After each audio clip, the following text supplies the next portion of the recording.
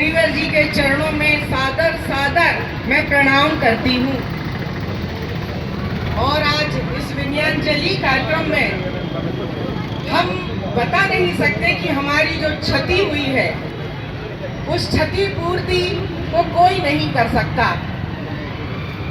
हमारे आचार्य श्री का तेज और प्रताप इतना था कि यदि हम जब भी कभी मोबाइल खोलते थे और उनका प्रवास जब होता था, मैंने अपनी आंखों से देखा है भाइयों और बहनों कि बारिश का एक मौसम था और बारिश में जब वो जा रहे थे, बहुत तेज घनघोर बारिश हो रही थी, तो जो भैया जी वगैरह साथ जा रहे थे उन्होंने अस्थायी एक पन्नी जब तान दी थी, लेकिन आचार्य श्री के चेहरे पर मुस्कुराहट थी।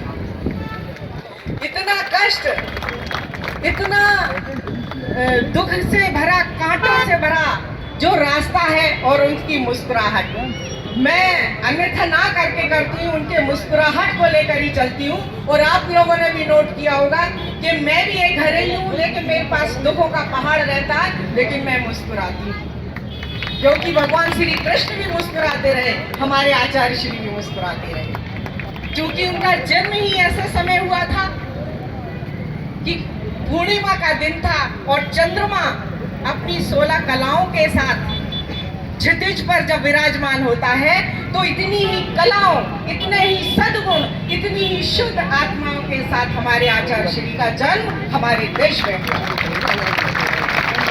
ये तो भगवान का एक चमत्कार होता है कि जो दिव्य पुरुष होते हैं, जो दिव्य आत्माएं होती हैं, उनका समय एक विशेष होता है और उस समय विशेष में हमारे आचार्य श्री हम सबके बीच आए थे।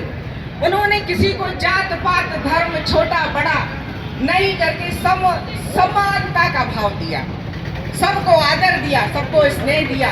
और उनका जो तेज है उसको देखते हुए नतमस्तक हो जाना, सबका अंदर से जो हृदय होता है, हृदय से सबने नतमस्तक किया। लगातार हम उनको देखते रहे। डोंगरगढ़ में जब वो पहुंचे और आखिरी बार भी जब उन्होंने हाथ हिलाया, बरबसी आंखों से आंसू बह रहे थे हमारे भाई बहनों के, और जो देख रहे थे उनके भी बह रहे थे और मेरे भी बह रहे थे। मैं समझ चुकी थी कि अब पता नहीं गुरुवर जी, आचार्य जी कितने दिन संलेखना में रहेंगे, लेकिन मात्र 4 दिन। जैसे ही मुझे भी खबर मिली कि आज कार्यक्रम है, मेरे समाज का, यादव समाज का कार्यक्रम था और मुझे वहां जाना था, और मुझे रात्रि में जब ये खबर मिली, मेरा मन विक्षिप्त था, अच्छा नहीं लग रहा था। इतनी बड़ी क्षति हमारे देश में हुई है, विदेश में हुई है, पूरे ब्रह्मांड में सोचिए आप, एक सूरज अस्त हो गया था और उसकी जो हम लोगों को दुख की घड़ी थी, उसमें हम सब भागीदारी थे। और आचार्य श्री को क्या पता अब ऐसा कौन फरिश्ता आएगा या नहीं, मैं नहीं मान सकती। उनके जो प्रिय शिष्य थे हमारे माननीय सुधा सागर जी महाराज, प्रमाण सागर जी महाराज, समय सागर जी महाराज, जो उनके सानिध्य में रहते थे, तो अहो भाग्य हो उनका, अहो भाग्य उन भैया जी का जिन्हें अंतिम समय तक भी उनका साथ दिया और वहाँ आहार जिन्होंने दिया अंतिम में। मैं तो धन्य मानती हूँ कि जिन्होंने अंतिम बार भी उनको आहार दिया। हमारे गंजवासोदा में जब उनका विहार हुआ, मैंने बहुत अच्छे से दर्शन किए और मैं झूठ नहीं बोलूंगी, आचार्य श्री के चरणों में मेरे अनिल यादव जी पत्रकार होने के नाते बहुत चाहते थे। उन्होंने कहा, मेरे भाई बैठे, उन्होंने कहा भाई साहब अगवानी में चलना है, तो ये कहने लगे तुम भी चलोगी? मैंने कहा हाँ, और मैंने रात्रि को 16 की साड़ी धो के डाल दी कि सुबह पहन के जाना है। और इनकी हिदायत थी कि सुनो, जा तो रही हो, ये तुम्हारी लिपस्टिक लगा के मत जाना। मैंने कान पकड़े, बिल्कुल नहीं लगाऊंगी। भाई साहब खाना खा के ये मार्केट आए, राम जाने अब ऐसी घरेलू बात थी क्या, हमारी अनबन हो गई, ये नाराज से हो गए, मेरी नींद लग गई, न जाने कब सुबह उठ के स्नान करके ये अगवानी करने बैतौली चले गए और मुझे छोड़ गए। जब लौट कर आए तो मैं बहुत लड़ी, तो कहने लगे कि हमें क्या, जिसको जाना होता है चिंता से उठते। हमारी लड़ाई एक तरफ थी, तो मैं आचार्य श्री के दर्शन नहीं करने थे, तो मैंने कहा मैं तो अब आचार्य श्री के दर्शन ही करूंगी। और रोज मेरा महावीर विहार के दरवाजे पे मैं खड़ी हो जाती थी, मैंने दर्शन किए।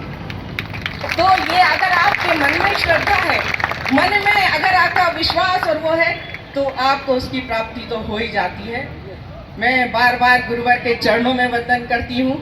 दिव्य आत्मा कहीं भी हो, जहाँ भी हो, कैसे भी हो, हमें वहीं से आशीर्वाद प्रदान करें। हम सब उनके शिष्य हैं और भारी मन से, भारी हृदय से हम उनके चरणों में बार बार विनयांजलि अर्पित करते हैं कि हे ईश्वर, हमें सद्बुद्धि देना। उनके दिए हुए जो सदकर्म है वो हमें कहीं ना कहीं याद आते रहें, हम अपना कर्तव्य करते रहें। हमारी वाणी में ऐसी मिठास देना कि हम किसी को दुश्मन ना बनाएं, हिल मिल कर सब रहें। ईश्वर से, आचार्य श्री से हम यही प्रार्थना करते हैं। बंधुवर, मैं आप सबसे भी यही प्रार्थना करती हूँ कि मैं आपके बीच में हूँ, कभी कोई छोटा मोटा हूँ, क्षमा करें। जय जिनेंद्र।